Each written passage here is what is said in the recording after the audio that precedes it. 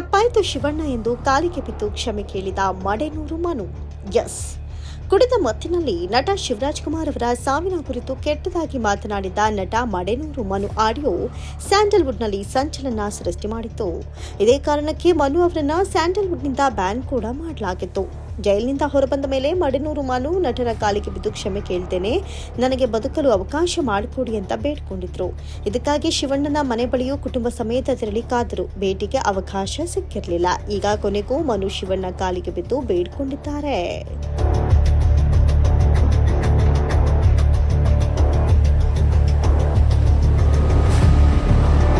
ಶಿವಣ್ಣನನ್ನ ಭೇಟಿಯಾಗಲು ಮನು ಹಲವು ಬಾರಿ ಯತ್ನಿಸಿದ್ರೂ ಸಾಧ್ಯವಾಗಿರಲಿಲ್ಲ. ಮನು ಆಡಿಯೋ ವೈರಲ್ ಆಗಿದ್ದಕ್ಕೆ ಶಿವಣ್ಣನ ಫ್ಯಾನ್ಸ್ ರುಚಿಗೆತ್ತಿದ್ರು.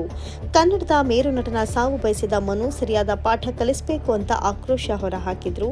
ಮನು ಬಹಿರಂಗವಾಗಿ ಕ್ಷಮೆ ಕೇಳಿದ ಕಾರಣ ಅವರ ಮೇಲಿನ ಬ್ಯಾನ್ ಅನ್ನ ಚಿತ್ರರಂಗ ತೆರವು ಮಾಡಿತ್ತು. ಆದರೆ ಶಿವಣ್ಣನನ್ನ ಭೇಟಿಯಾಗಿ ಕಾಲಿಗೆ ಬಿದ್ದೇ ಕ್ಷಮೆ ಕೇಳ್ತೀನಿ ಅಂತ ಮನು ಹೇಳಿದ್ರು. ಶಿವಣ್ಣನ ಶೂಟಿಂಗ್ ಸ್ಥಳಕ್ಕೆ ಹೋಗಿದ್ದ ಮನು ಅವರ ಕಾರು ಬಂದ ಕೂಡಲೇ ಹಿಂದೆ ಓಡಿದ್ದಾರೆ. ಶಿವಣ್ಣ ಕಾರಿನಿಂದ ಕೆಳಕ್ಕೆ ಇಳಿದ ತಕ್ಷಣ ಅವರ ಕಾಲಿಗೆ ಬಿದ್ದು ತಪ್ಪಾಯಿತು ಶಿವಣ್ಣ, ಕ್ಷಮಿಸಿ ಎಂದು ಬೇಡಿಕೊಂಡಿದ್ದಾರೆ.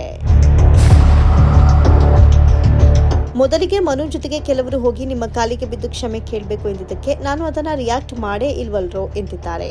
ಯಾರೇ ನನಗೆ ಬೈದ್ರು, ಉಗುಳಿದ್ರು ನಾನು ಅದಕ್ಕೆಲ್ಲ ತಲೆ ಕೆಡಿಸ್ಕೊಳ್ಳಲ್ಲ, ಡೋಂಟ್ ವರಿ ಅಂತ ಶಿವಣ್ಣ ಹೇಳಿದ್ದಾರೆ. ಕಾಲಿಗೆ ಬಿದ್ದ ಮನು ಅವರನ್ನ ಯಾಕಪ್ಪ ಇದಲ್ಲ ಅಂತ ಕೇಳಿದ್ದಾರೆ.